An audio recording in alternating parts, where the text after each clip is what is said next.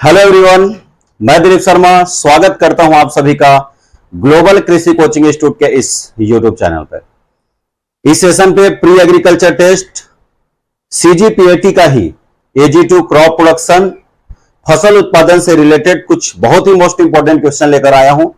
इस MCQ series में फसल उत्पादन छत्तीसगढ़ पीएटी में किस तरीके से एग्जाम में क्वेश्चन पूछा जा सकता है या फिर पूछा गया है, उन सभी भी डिस्कस करूंगा। तो चलिए स्टार्ट करते हैं। फर्स्ट क्वेश्चन क्रॉप प्रोडक्शन में क्वेश्चन पैटर्न के बेस पर ही अपन चलेंगे।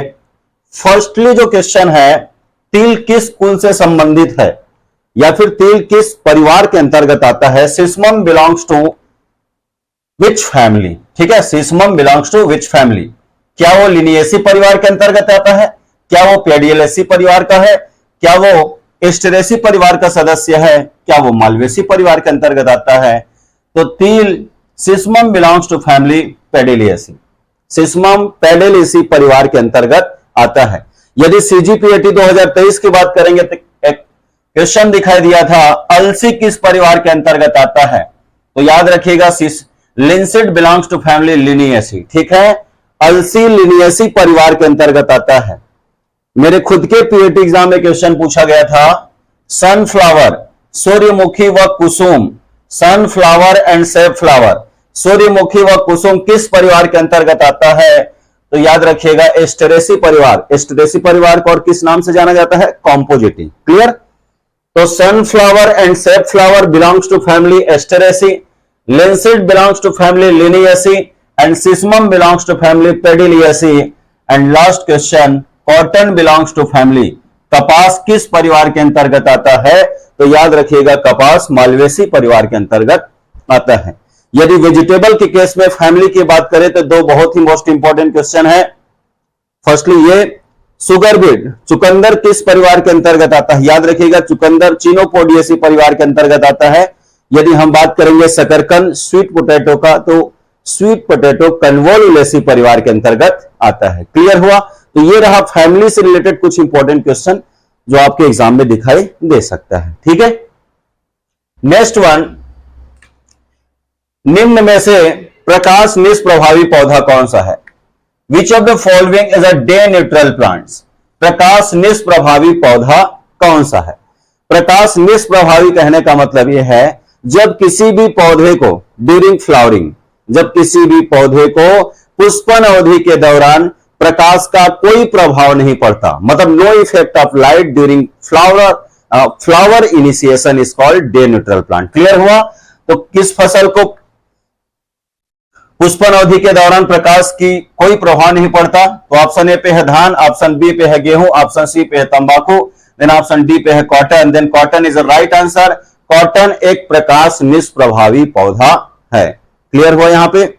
ओके, कॉटन हो गया, टोमेटो हो गया, सनफ्लावर, तीन है, कॉटन, सनफ्लावर, कपास, सूर्यमुखी, टमाटर, ये प्रकाश निष्प्रभावी के अंतर्गत आता है।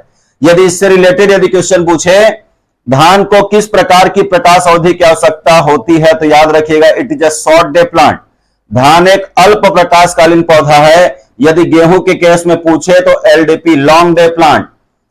धान एक शॉर्ट डे प्लांट है, गेहूं एक लॉन्ग डे। जिसका ट्रिक याद रखिएगा, मोस्ट ऑफ द क्रॉप जो खरीफ सीजन के क्रॉप होते हैं वो शॉर्ट डे के अंतर्गत आता है, और जो मोस्टली रबी सीजन के क्रॉप होते हैं वो लॉन्ग डे क्रॉप के अंतर्गत आता है। आपको याद रखना है सिर्फ प्रकाश निष्प्रभावी कौन सा है, डे न्यूट्रल कौन सा है, तो याद रखिएगा tomato, sunflower and cotton. Clear. Okay, आइए नेक्स्ट क्वेश्चन ट्रिपल स्टार करेंगे इस पॉइंट को। IARI, Indian Agriculture Research Institute, Indian Agriculture Research Institute की स्थापना कब हुआ, मतलब IARI was established.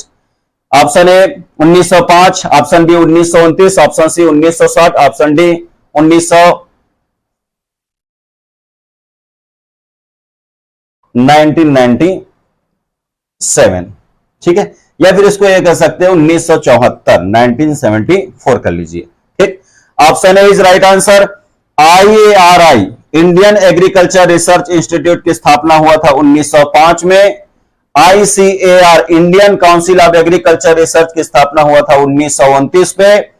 Then the first agriculture university of India, first agriculture university, प्रथम कृषि विश्वविद्यालय की स्थापना कब हुआ था? तो आंसर लगाएगा 1960। प्रथम कृषि विश्वविद्यालय की स्थापना कब हुआ था? मतलब the first agriculture was established, प्रथम कृषि विश्वविद्यालय की स्थापना कब हुआ था? तो आंसर लगाएंगे क्या? 1960। कहां हुआ था? तो पंतनगर उत्तराखंड पे। क्लियर हुआ? 1974 की बात करेंगे तो केवीके कृषि विज्ञान केंद्र, कृषि विज्ञान केंद्र की स्थापना कब हुआ? तो 1974। देखिए 4 क्वेश्चन तैयार है। IRI स्टेब्लिश कब हुआ? तो 1905। ICR कब स्टेब्लिश हुआ? तो 1929। भारत का प्रथम कृषि विश्वविद्यालय कब स्टेब्लिश हुआ? तो 1960। भारत में केवीके की स्थापना कितना हुआ, कब हुआ? तो 1974। और प्रथम केवीके की स्थापना किया गया था पांडुचेरी तमिलनाडु में। यदि आपसे एग्जाम में क्वेश्चन पूछे कि भारत में वर्तमान में केवीके कृषि विज्ञान केंद्र की संख्या कितना है, तो आंसर लगाएगा 731। क्लियर? 731 कृषि विज्ञान केंद्र की संख्या है। आइए देखते हैं next one question cropping system से। किसी निश्चित भूमि पर विभिन्न ऊंचाई वाली फसलों को लगाना, मतलब the growing of different height of plants. ठीक है, the growing of 2 or more different height of crop in the same piece of land. Clear? किसी निश्चित भूमि पर विभिन्न ऊंचाई वाली फसलों को उगाना कहलाता है, यह कहलाता है विभिन्न ऊंचाई कहा तो मल्टी स्टोरेज क्रॉपिंग। 4 ऑप्शन दिया हुआ है, monocropping, multiple cropping, mixed cropping और मल्टी स्टोरेज क्रॉपिंग। ठीक है, थोड़ा सा डिस्कस करूंगा ऑप्शन पे। मोनोक्रॉपिंग, देखिए देखते चलेंगे। मोनो मतलब एक, क्रॉप मतलब फसल। मोनो मतलब एक, क्रॉप मतलब फसल, मतलब only one crop taken in year. किसी निश्चित भूमि पर एक वर्ष में सिर्फ एक ही फसल को उगाना, किसी निश्चित भूमि पर एक वर्ष में सिर्फ एक ही फसल को उगाना मोनोक्रॉपिंग कहलाता है। और किसी निश्चित भूमि पर एक वर्ष में 2 से अधिक फसलों को, याद रखिएगा, 2 से अधिक फसलों को लगाना मल्टीपल, और 2 से अधिक डिफरेंट हाइट विभिन्न ऊंचाई वाली फसलों को अपनाना मल्टी स्टोरेज क्रॉपिंग कहलाता है। एक क्वेश्चन और एग्जाम में देखा गया है कि मल्टी स्टोरेज क्रॉपिंग किस राज्य में प्रचलित है, तो प्यारे बच्चों याद रखिएगा, मल्टी स्टोरेज क्रॉपिंग सिस्टम जो होता है वो केरला में है। कहां पे पॉपुलर है? केरला स्टेट पे पॉपुलर है। मिक्स्ड क्रॉपिंग, मिक्स्ड मतलब मिश्रित के साथ, याद रखना, किसी निश्चित भूमि पर 2 फसलों को एक साथ, किसी निश्चित भूमि पर 2 फसलों को एक साथ उगाने की प्रक्रिया मिक्स्ड क्रॉपिंग कहलाता है। किसी निश्चित भूमि पर एक वर्ष में सिर्फ एक ही फसल को लेना मोनोक्रॉपिंग कहलाता है, और एक से अधिक 2 या 3 फसलों को लेना मल्टीपल क्रॉपिंग कहलाता है। बट 2 से 3 विभिन्न ऊंचाई वाली डिफरेंट हाइट वाली क्रॉप को लेना मल्टी स्टोरेज क्रॉपिंग सिस्टम कहलाता है। बिल्कुल ध्यान से सुनेंगे और उससे किस तरीके से क्वेश्चन पूछा जा सकता है उन सभी पॉइंट को अपने दिमाग में रखेंगे। ठीक, 2 बहुत ही मोस्ट इंपॉर्टेंट क्वेश्चन और पूछा जाता है। क्वेश्चन ये कहता है रिले क्रॉपिंग से आप क्या समझते हैं? रिले रेस तो जानते हैं आप, तो सिर्फ अभी डेफिनेशन सुनिए। मुख्य फसल के कटने के पूर्व, जैसे मक्का लगाए हैं तो मक्का में कोब का फॉर्मेशन हो गया है, लेकिन उसी समय में हमको किसका सोइंग करना है? पोटैटो का। तो इसीलिए बोलते हैं कि मुख्य फसल के कटने के पूर्व जब किसी दूसरी फसल की बुआई कर दी जाती है तो उसे रिले क्रॉपिंग कहते हैं। क्लियर? ओके। और मुख्य फसल की खड़ी अवस्था में दूसरी फसल की छिड़क कर बुआई कर दी जाती है, उसे उतेरा क्रॉपिंग के नाम से जाना जाता है। और एक क्वेश्चन और आता है कि वो कौन सी फसल पद्धति है जो जीरो टिलेज, शून्य भू परिष्करण की प्रक्रिया पर अपनाया जाता है, तो आंसर लगाइएगा उतेरा क्रॉपिंग। क्लियर? समझ में आ गया? ओके। तो ये रहा क्रॉपिंग सिस्टम से कुछ important question. Question number 4 cover करता है। क्वेश्चन नंबर 5 की बात करेंगे तो भारत का मुख्य खाद्यान्न फसल कौन सा है? Which of the following is a major cereals crop of India? याद रखिएगा, भारत का मुख्य खाद्यान्न फसल धान है। यदि आपसे एग्जाम में पूछे कि विश्व का मुख्य खाद्यान्न फसल, major cereals crop of India, तो विश्व का मुख्य खाद्यान्न फसल पूछे तो आंसर लगाइएगा गेहूं, और भारत का मुख्य खाद्यान्न फसल पूछे तो आंसर लगाइएगा धान। ठीक है? ठीक है, क्लियर? मक्का की बात करेंगे तो क्वेश्चन बना सकते हैं अपन, मक्का को क्वीन ऑफ सीरियल्स कहते हैं। ये तो क्वेश्चन नॉर्मल है। एक क्वेश्चन और है, कॉमन क्वेश्चन जो पूछा जाता है कि ये कौन सा क्रॉप है जिसे बैकबोन ऑफ अमेरिका कहते हैं? अमेरिका की रीढ़ की हड्डी किसे कहते हैं? तो आंसर लगाइएगा मक्का। क्रिटिकल की बात करेंगे तो ये प्रथम मानव निर्मित फसल है। यदि आपसे एग्जाम में पूछे फर्स्ट मैन मेड सीरियल कौन है, तो आंसर लगाइएगा क्रिटिकल, जो किससे बना है? व्हीट और राई के क्रॉस से तैयार किया गया है। ठीक है। सिंचाई से रिलेटेड यदि क्वेश्चन की बात करेंगे तो यदि एग्जाम में पूछे कि भारत में सिंचाई का मुख्य साधन क्या है, मतलब major source of irrigation in India, major irrigation source of irrigation in India, Bharat में सिंचाई का मुख्य साधन क्या है? तो प्यारे बच्चों आंसर करिएगा। पहले 2016 के केस में आंसर जाता कैनाल, लेकिन वर्तमान में भारत में सिंचाई का मुख्य साधन ट्यूबवेल है। और यदि एग्जाम में पूछे कि छत्तीसगढ़ में सिंचाई का मुख्य साधन क्या है, तो छत्तीसगढ़ में सिंचाई का मुख्य साधन कैनाल, कैनाल मींस नहर के द्वारा। तो भारत में सिंचाई का मुख्य स्रोत ट्यूबवेल, नलकूप है, और छत्तीसगढ़ में सिंचाई का मुख्य स्रोत कैनाल, नहर है। दो क्वेश्चन और, यदि आपसे एग्जाम में पूछे कि भारत का सर्वाधिक सिंचित राज्य कौन सा है, maximum irrigated state of India, तो भारत का सर्वाधिक सिंचित जो राज्य है वो पंजाब है। और भारत का कुल सिंचित क्षेत्रफल सबसे ज्यादा किस राज्य में है, तो आंसर करिएगा उत्तर प्रदेश। और भारत का सबसे कम सिंचित यदि स्टेट की बात करेगा तो आंसर करिएगा Mizoram and Sikkim. Clear? Okay.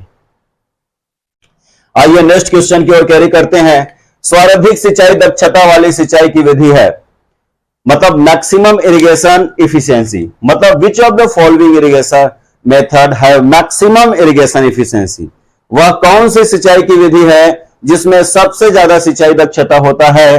तो प्यारे बच्चों आंसर करिएगा ड्रिप इरिगेशन। सबसे ज्यादा सिंचाई दक्षता ड्रिप सिंचाई का होता है। यदि बात करेंगे तो 90 से 95% तक सिंचाई दक्षता होता है। क्लियर है यहां पे? अच्छा, एक क्वेश्चन और 2019 में दिखाई दिया था। ड्रिप इरिगेशन को किस नाम से जाना जाता है? ड्रिप इरिगेशन को ट्रिकल इरिगेशन के नाम से जाना जाता है। यदि स्प्रिंकलर की बात करेंगे तो स्प्रिंकलर इरिगेशन को ओवरहेड इरिगेशन के नाम से जाना जाता है। किस नाम से जाना जाता है? ओवरहेड इरिगेशन के नाम से जाना जाता है। ध्यान से सुनिएगा, जब सिंचाई जल में लवण की मात्रा हो, जब सिंचाई जल में लवण की मात्रा हो, इरिगेशन वाटर पे साल्ट का कंसंट्रेशन हो, तो इरिगेशन का कौन सा मेथड यूज करना चाहिए? ड्रिप इरिगेशन मेथड यूज करना चाहिए। एंड नेक्स्ट वन क्वेश्चन ये कहता है कि जब भूमि असमतल हो, अनडिलेटिंग लैंड सरफेस हो, तो इरिगेशन का बेस्ट मेथड स्प्रिंकलर को माना जाता है। कॉमन क्वेश्चन क्या है? किस सिंचाई की विधि को ओवरहेड कहते हैं? स्प्रिंकलर। सिंचाई की किस विधि को ट्रिकल के नाम से जाना जाता है? ड्रिप सिंचाई। क्लियर हुआ? भारत में सर्वाधिक प्रयोग किए जाने वाला सिंचाई का विधि कौन सा है? सतह सिंचाई विधि। भारत में कौन सा सिंचाई का विधि उपयुक्त नहीं होता? तो सब सरफेस को आंसर करिएगा प्यारे बच्चों। ये सारा का सारा क्वेश्चन एग्रीकल्चर कॉम्पिटिटिव एग्जाम में पूछा जा चुका है। ओके, नेक्स्ट वन क्वेश्चन, सर्वाधिक जल चाहने वाली फसल है, मतलब maximum water requirement crop is, water requirement not irrigation requirement. Clear? ये प्रीवियस ईयर पीएटी 2023 का क्वेश्चन है कि सर्वाधिक जल चाहने वाली फसल कौन सा है? तो सबसे ज्यादा जल की आवश्यकता होती है किसको? धान को। यदि क्वेश्चन पूछे सर्वाधिक सिंचाई चाहने वाली फसल कौन सा है, सर्वाधिक सिंचाई चाहने वाली फसल कौन सा है, तो आंसर करिएगा गेहूं। गेहूं को 6 सिंचाई की आवश्यकता होती है। ठीक है। सर्वाधिक जल चाहने वाली फसल की बात करेगा तो लगाइएगा धान, पेडी। और मैक्सिमम इरिगेशन रिक्वायर्ड क्रॉप की बात करेगा तो आंसर लगेगा व्हीट, गेहूं। क्लियर हुआ यहां पे? अच्छा, क्रांतिक अवस्था भी बहुत ही ज्यादा एग्जाम में पूछा जाता है। क्रांतिक अवस्था, क्रिटिकल स्टेजेस का मतलब यह होता है कि पौधे को जिस अवस्था में अत्यंत पानी की आवश्यकता होती है उसे उस फसल का क्रांतिक अवस्था, क्रिटिकल स्टेजेस कहते हैं। ठीक है। तो गेहूं में सिंचाई की क्रांतिक अवस्था क्या है भाई? CRI। याद रखिएगा, गेहूं में सिंचाई की क्रांतिक अवस्था CRI। धान में क्रांतिक अवस्था है बूटिंग स्टेज। आलू की बात करेंगे तो आलू में स्टोलन निर्माण के समय उसको बोलते हैं स्टोलन फॉर्मेशन स्टेज। ठीक है, समझ में आएगा? धान में सिंचाई की क्रांतिक अवस्था कौन सा है? बूटिंग। गेहूं में सिंचाई की क्रांतिक अवस्था कौन सा है? CRI। CRI जो अवस्था है वो बुआई के 21 दिन बाद आता है। यदि औसत की बात करेंगे तो बुआई के 20 से 25 दिन की बाद की अवस्था CRI कहलाता है। ठीक है। खेतों में निश्चित समय अवधि तक जल देने की प्रक्रिया, किसी भी खेत में ठीक है। The application of water, the application of water specific duration in the field. कहने का मतलब यह है किसी भी खेत में निश्चित समय अवधि में जल देने की प्रक्रिया, मतलब the application of water given a time या फिर specific time to the field. Clear है, समझ में आ रहा है? किसी खेत में मतलब खेतों में निश्चित समय अवधि में जल देने की प्रक्रिया को क्या बोलते हैं? तो समय अवधि में जल देने की प्रक्रिया को कहते हैं बेस। ठीक है, यहां पे 4 क्वेश्चन बनेगा। किसी भी प्रक्षेत्र में the application of total depth of water to the field, the application of total depth of water to the field, किसी भी क्षेत्रफल में किसी भी खेत में जितनी गहराई में जल दिया जाता है उसे डेल्टा कहते हैं। और किसी भी क्षेत्र में जितनी मात्रा में, the application of total amount of water to the field, किसी भी प्रक्षेत्र में जितनी मात्रा में जल दिया जाता है उसे ड्यूटी कहते हैं। और किसी भी फसल को प्रथम, the first irrigation of crop, किसी भी फसल को प्रथम सिंचाई देने की प्रक्रिया, पहली बार जल देने की प्रक्रिया को क्या कहते हैं? पैल को। याद रखिएगा, जितनी गहराई में जल दिया जाता है उसे डेल्टा कहते हैं, जितनी समय तक अवधि तक जल दिया जाता है उसे बेस कहते हैं, जितनी मात्रा में खेतों में जल दी जाती है फसल अवधि के दौरान उसे ड्यूटी कहते हैं, और इस फसल को पहली बार जल देने की प्रक्रिया को पैल को कहते हैं। यहां तक क्लियर हुआ? ओके, तो नेक्स्ट क्वेश्चन की ओर आगे बढ़ते हैं अपन। नेक्स्ट क्वेश्चन है, निम्न में से द्वितीयक भू परिष्करण का यंत्र है। Which of the following is a secondary tillage implement. Tillage भू परिष्करण से क्वेश्चन कॉमन है, 100% वहां से क्वेश्चन आपके एग्जाम में पूछा जाएगा। तो निम्न में से भू परिष्करण का यंत्र नहीं है, इसका राइट आंसर है हैरो। हैरो हो कल्टीवेटर। याद रखिएगा, हैरो हो कल्टीवेटर ये द्वितीयक भू परिष्करण का यंत्र है। और बाकी सभी यदि हम बात करेंगे इस ऑप्शन पे, देसी हल प्राथमिक भू परिष्करण के अंतर्गत आता है, एमबी प्लाव प्राथमिक भू परिष्करण के अंतर्गत आता है, चेजल हल प्राथमिक भू परिष्करण के अंतर्गत आता है। याद रखिएगा, हैरो और हो द्वितीयक भू परिष्करण के अंतर्गत आता है। यदि प्री एग्रीकल्चर टेस्ट पीएटी के बेस पर बात करेंगे तो याद रखिएगा, बुआई से पहले, बिफोर सोइंग ऑफ क्रॉप, मतलब when agriculture activities is done before sowing of the crop, मतलब फसलों की बुआई से पूर्व जो भी कृषि प्रक्रियाएं की जाएगी या फिर जिन उपकरणों का प्रयोग किया जाएगा उसे प्राइमरी टिलेज कहेंगे, और उस इंप्लीमेंट को प्राइमरी टिलेज इंप्लीमेंट्स कहा जाएगा। Clear? Then after sowing of crop, मतलब फसलों की बुआई के बाद जो भी कृषि प्रक्रियाएं की जाएगी। तो फसलों की बुआई के बाद क्या कृषि प्रक्रियाएं होती है? खरपतवार नियंत्रण या फिर फसलों की कटाई, तो वो सेकेंडरी टिलेज इंप्लीमेंट्स के अंतर्गत आता है। प्यारे बच्चों, यहां से क्वेश्चन ये पूछता है, देसी हल में क्वेश्चन आता है, वह कौन सा हल है, वह कौन सा उपकरण है जो सिर्फ मिट्टी को काटता है पलटता नहीं है? तो आंसर करिएगा देसी हल।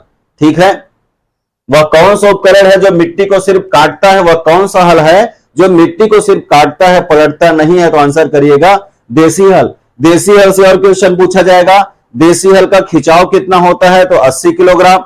देसी हल का कार्य क्षमता कितना होता है? तो याद रखिएगा 0.32 हेक्टेयर प्रतिदिन। क्लियर? देसी हल का वजन कितना होता है? तो याद रखिएगा 15.5 किलोग्राम। ठीक है, एक क्वेश्चन बहुत पहले पूछा गया था कि 1 हेक्टेयर क्षेत्रफल की जुताई के लिए किसान को कितना किलोमीटर पैदल चलना पड़ता है? तो आंसर करेगा 64 किलोमीटर, जिसको कहते हैं 64 किलोमीटर। ठीक है, लास्ट क्वेश्चन, वह कौन सा हल है? Which of the following is also known as multipurpose plough.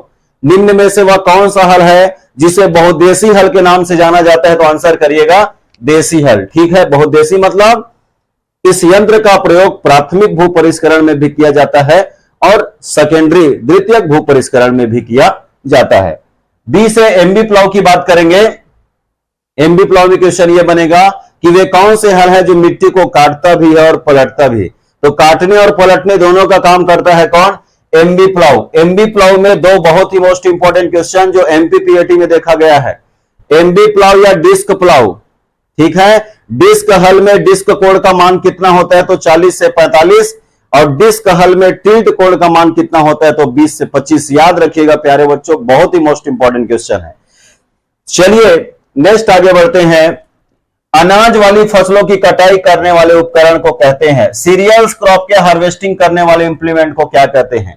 Clear? अनाज वाली फसलों की कटाई करने वाले उपकरण को क्या बोलते हैं? तो उसे कहते हैं क्या? रीपर। याद रखिएगा बेटा, जो अनाज वाली फसलों की कटाई करे उसे रीपर कहते हैं। जो फसलों को काटने के साथ साथ बांधने का कार्य करे उसे रीपर बाइंडर कहते हैं। और जो घास वाली फसलों की कटाई करे, जो घास की कटाई करे या फिर लॉन के केयर एंड मैनेजमेंट के लिए जो यूज किया जाता है उसे मोअर कहते हैं। क्लियर हुआ? अनाज वाली फसलों की कटाई करे उसे रीपर कहते हैं। जो फसल को काटने के बाद जो बांधने का कार्य करता है उसे रीपर बाइंडर कहते हैं। जो घासों की कटाई करे उसे मूअर कहते हैं। Then very most important triple star combiner. ये क्वेश्चन बहुत ही ज्यादा चांस है पीएटी 2024 में आने का। तो वे कौन से उपकरण है जो फसलों की कटाई, हार्वेस्टिंग, मड़ाई, थ्रेसिंग, विनोइंग, ओसाई, समझ रहे हो? Harvesting, threshing, winnowing. एक बार हिंदी में बोलना चाहूंगा, वे कौन से उपकरण है जो फसलों की कटाई, मड़ाई और ओसाई तीनों कार्य एक साथ करता है? तो उस उपकरण का नाम क्या है? कंबाइनर। याद रखिएगा। क्लियर?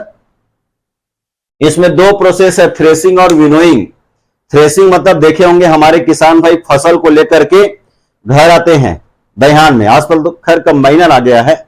तो जैसे यदि हम फसल को पटक कर या फिर ट्रैक्टर चला करके किसी भी माध्यम से फसल से दाने को अलग करना थ्रेसिंग कहलाता है, ठीक है? और दाने से भूसे को अलग करना विनोइंग कहलाता है। इस बात को याद रखिएगा।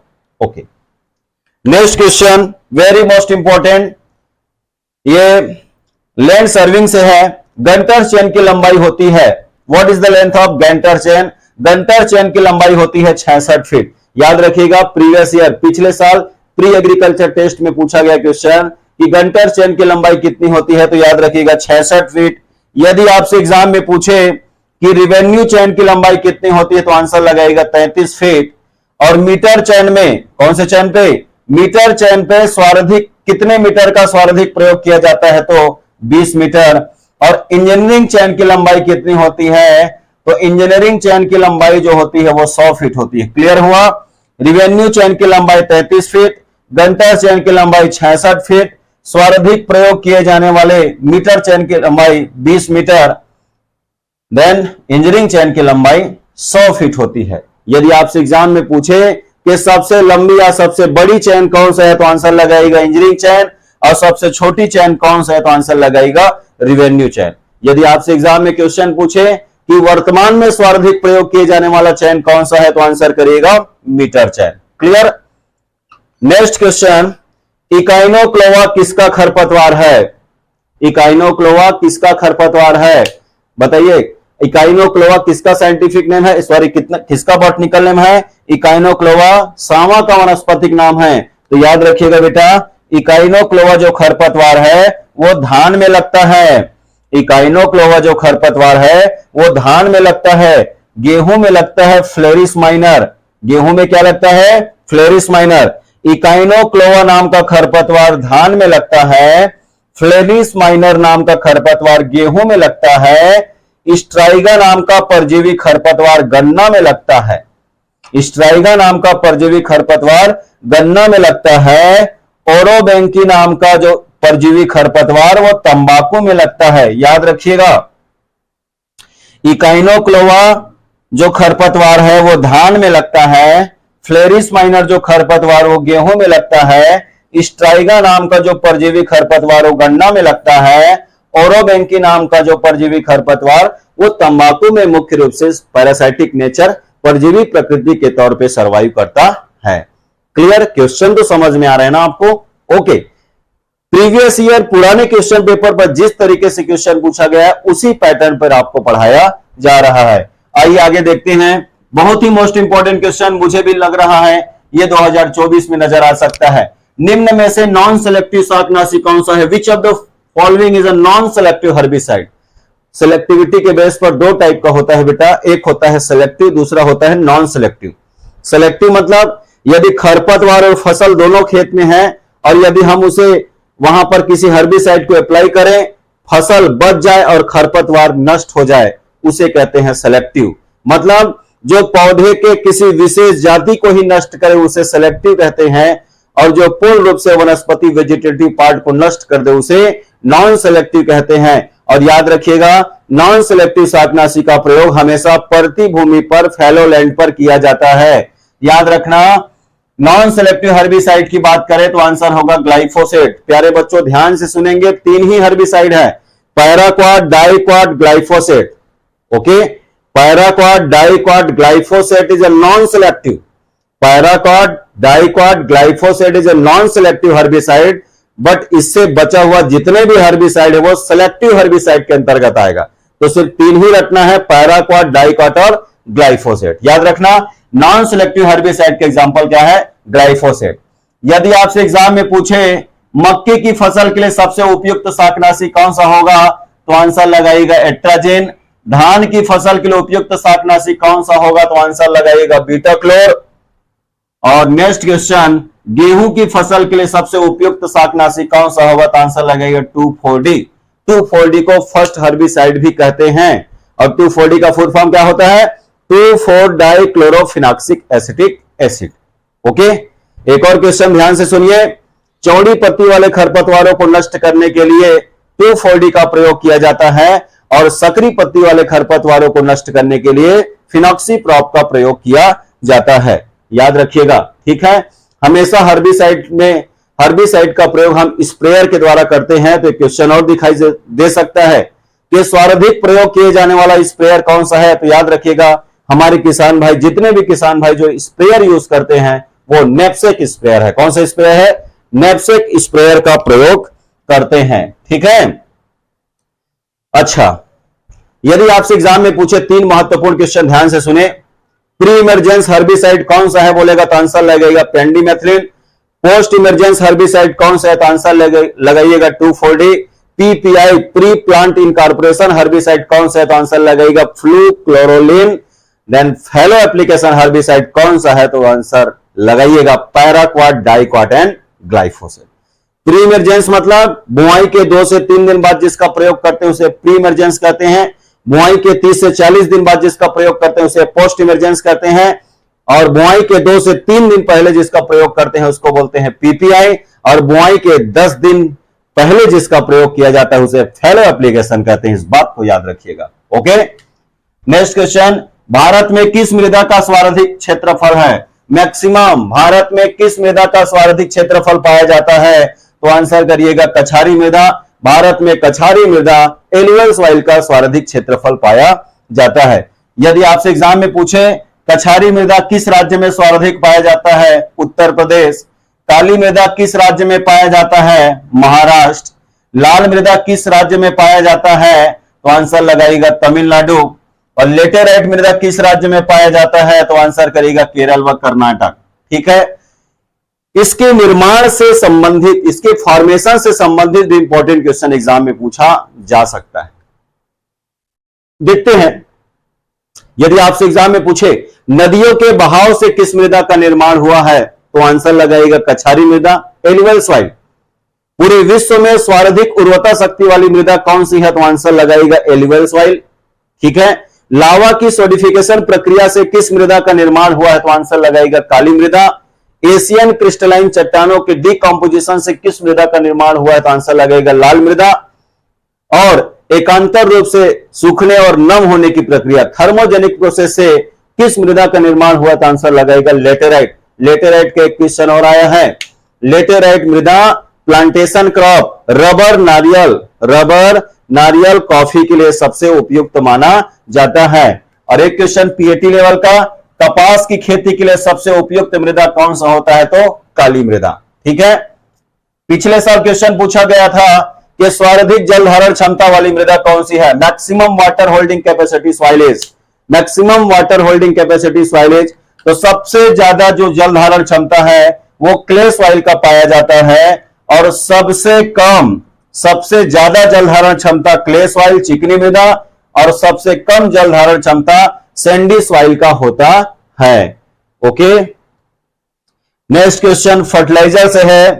पर्णी छिड़काव, पर्णी मतलब होता है पत्तियों में, foliar spray. Most suitable herbicide for foliar spray, पर्णी छिड़काव के लिए सबसे उपयुक्त उर्वरक कौन सा होता है? तो पर्णी छिड़काव के लिए जो सबसे उपयुक्त उर्वरक होता है वो है यूरिया। पत्तियों में छिड़काव के लिए आप नैनो यूरिया का नाम सुने ही होंगे, ठीक है। तो पर्णी छिड़काव के लिए सबसे उपयुक्त उर्वरक कौन सा होता है? यूरिया। और यूरिया में नाइट्रोजन की प्रतिशत मात्रा कितना होता है बेटा? 46%। यूरिया में नाइट्रोजन की प्रतिशत मात्रा कितना होता है? 46%। और यूरिया का एक क्वेश्चन और याद रखिएगा, भारत में सबसे ज्यादा किस उर्वरक का प्रयोग किया जाता है? तो नेक्स्ट क्वेश्चन है, डीएपी डाई अमोनियम फास्फेट में नाइट्रोजन की प्रतिशत मात्रा होती है, ठीक है। डीएपी में नाइट्रोजन कितना प्रतिशत पाया जाता है? डीएपी क्या होता है? Di ammonium phosphate. अमोनियम मतलब नाइट्रोजन भी है, फास्फोरस भी है। तो डाई अमोनियम फास्फेट में नाइट्रोजन की जो प्रतिशत मात्रा है वो 18% होता है। यदि फास्फोरस की बात करेंगे तो डाई अमोनियम फास्फेट में 46% तक फास्फोरस पाया जाता है। क्लियर?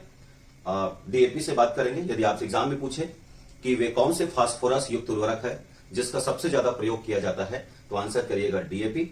यदि आपसे एग्जाम में क्वेश्चन पूछे ओल्डेस्ट फास्फेटिक फर्टिलाइजर, सबसे पुरानी व्यवसायिक फास्फोरस युक्त उर्वरक कौन सा है, तो आंसर करिएगा SSP single super phosphate. Clear?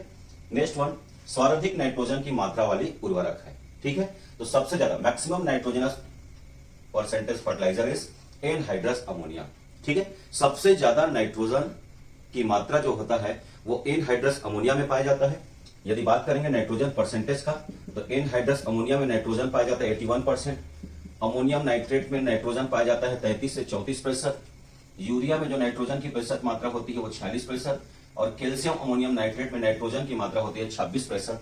और कैल्शियम अमोनियम नाइट्रेट को किसान खाद के नाम से भी जाना जाता है, ठीक है। एग्जाम में क्वेश्चन पूछा जाता है किसान खाद के नाम से किस उर्वरक को जाना जाता है, तो आंसर करिएगा क्या? Calcium ammonium nitrate. यहां पर क्वेश्चन ये बनेगा कि वे कौन से नाइट्रोजनस फर्टिलाइजर है, निम्न में से वह कौन सा नाइट्रोजन युक्त उर्वरक है जिसका सबसे ज्यादा प्रयोग किया जाता है, तो आंसर लगाइएगा यूरिया। और सबसे ज्यादा नाइट्रोजन परसेंटेज होता है तो आंसर करिएगा anhydrous ammonia. Clear? Ammonium nitrate को फायर हजार्डस फर्टिलाइजर भी कहते हैं। क्या होता है? इसको स्प्रे के थ्रू यदि हम पंप के थ्रू यदि हम स्प्रे करते हैं तो ज्यादा प्रेशराइज करने पर ब्लास्ट या फिर विस्फोट होने की संभावना होता है। तो पीएटी 2016 के आसपास क्वेश्चन आया हुआ है कि वे कौन से फर्टिलाइजर है जिसमें विस्फोट या फिर फायर हजार्डस का प्रॉब्लम होता है, तो आंसर याद रखिएगा ammonium nitrate. Next one question, निम्न में से वह कौन सा तत्व है जो जड़ों के विकास के लिए आवश्यक होता है? किसी भी फसल में जड़ों का विकास के लिए आवश्यक होता है फास्फोरस। याद रखिएगा, जड़ों का विकास मतलब which nutrient is required for root formation, तो जड़ों के विकास के लिए आवश्यक होता है फास्फोरस। पौधे के वनस्पतिक वृद्धि उसके वेजिटेटिव ग्रोथ के लिए आवश्यक होता है नाइट्रोजन। किसी भी पौधे में उसकी क्वालिटी प्रोवाइड करने के लिए, गुणवत्ता प्रदान करने के लिए, या फिर स्टोमेटा रेगुलेशन के लिए, स्टोमेटा के खुलने व बंद होने के लिए कोई न्यूट्रिएंट आवश्यक है तो पोटेशियम है। और दलहनी फसलों के जड़ ग्रंथियों के निर्माण के लिए, या फिर डायरेक्ट क्वेश्चन पूछेगा कि दलहनी फसलों में नाइट्रोजन फिक्सेशन के लिए, दलहनी फसलों में नाइट्रोजन स्थिरीकरण के लिए कौन सा तत्व आवश्यक होता है, तो प्यारे बच्चों आंसर करिएगा मॉलिब्डेनम। चारों के चारों बहुत ही मोस्ट इंपॉर्टेंट है। नेक्स्ट, वेराइटी से रिलेटेड क्वेश्चन, पूसा जय किसान किस फसल की किस्म है? याद रखना, पूसा जय किसान is a most popular variety of सरसों, मस्टर्ड, ठीक है। पूसा जय किसान किसकी किस्म है? सरसों का। यदि अरहर का प्रथम संकर किस्म की बात करेंगे तो ICPH 8, ठीक है, याद रखिएगा। अरहर का प्रथम संकर किस्म पूछेगा तो ICPH 8। यदि आपसे एग्जाम में पूछे गंगा 1, मक्के का प्रथम संकर किस्म कौन सा, तो आंसर लगाएगा गंगा 1। यदि ज्वार की बात करेगा तो CSH 1, ठीक, क्लियर हुआ। First hybrid variety of mustard पूछे तो Pusa Jai Kisan. First hybrid variety of pigeon pea पूछे तो आंसर लगाएगा ICPH 8। First hybrid variety of maize पूछे तो Ganga 1। First hybrid variety of sorghum पूछे तो आंसर लगाएगा CSH 1। क्लियर? ये बहुत ही मोस्ट इंपॉर्टेंट वैरायटी है यदि हाइब्रिड के केस में बात करेंगे तो। नहीं तो डायरेक्ट क्वेश्चन पूछा जा सकता है उपास 120 या राजीव लोचन किसकी किस्म है, तो आंसर लगाएगा डायरेक्ट अरहर। क्लियर है? ऐसे इस तरीके से। नेक्स्ट वन क्वेश्चन, अरहर का प्रति हेक्टेयर बीज दर होता है, अरहर का प्रति हेक्टेयर बीज दर होता है, तो अरहर का प्रति हेक्टेयर बीज दर होता है 12 से 15 किलोग्राम प्रति हेक्टेयर, ठीक है। बीज दर से क्वेश्चन आएगा, बिल्कुल याद रखिएगा। यदि आपसे ग्राम का, चिकपी का, चना का प्रति हेक्टेयर बीज दर पूछे तो आंसर लगाएगा 60 से 80 किलोग्राम। यदि मटर का बीज दर पूछे कॉमन तो 80 से 100 किलोग्राम, लेकिन सब्जी वाली मटर में बीज दर लगता है 100 से 125 किलोग्राम प्रति hectare. Next one question, question number 23 कहता है टिक्का किसका प्रमुख रोग है? टिक्का नाम का बीमारी किस फसल का एक प्रमुख रोग है? याद रखना, टिक्का को लीफ स्पॉट भी कहते हैं, जो सर्कोस्पोरा एरिस्टिकोला के कारण होता है। और यह टिक्का नाम का बीमारी किसमें लगता है? मूंगफली में। बीएटी एग्जाम में क्वेश्चन पूछा गया, फाइलोडी नाम का बीमारी, फाइलोडी सिस्मम फाइलोडी, जो माइकोप्लाज्मा के कारण होता है, फाइलोडी नाम का बीमारी किस फसल में लगता है? तो आंसर लगाएगा तिल। और एक और क्वेश्चन आता है, करनाल बंड, करनाल बंड किस फसल का प्रमुख रोग है? तो आंसर करिएगा गेहूं। और आपको तो पता है प्रीवियस ईयर एग्जाम में पूछा गया क्वेश्चन, लाल सड़न नाम का रोग किस फसल में लगता है? तो लाल सड़न गन्ना में एक प्रमुख बीमारी है। ठीक है, नेक्स्ट वन, पायरिला किस फसल का प्रमुख कीट है? पायरिला नाम का जो कीट है वो किसका प्रमुख कीट है? गन्ना। पायरिला नाम का कीट गन्ना में लगता है, याद रखना। व्हाइट ग्रब सफेद गिडार नाम का कीट, व्हाइट ग्रब सफेद गिडार नाम का कीट किस फसल में लगता है? तो ग्राउंडनट। धान की बात करेंगे तो तना छेदक या फिर बीपीएच, बीपीएच व गाल मिर्च किसका कीट है? तो आंसर करिएगा धान। सूट फ्लाई किसका किस्म है? तो आंसर करिएगा ज्वार। फसल ऋण, फसल ऋण को और किस नाम से जाना जाता है? तो फसल ऋण को क्या बोलते हैं? अल्पकालिक ऋण। 3 तरीके से क्वेश्चन ध्यान दीजिएगा।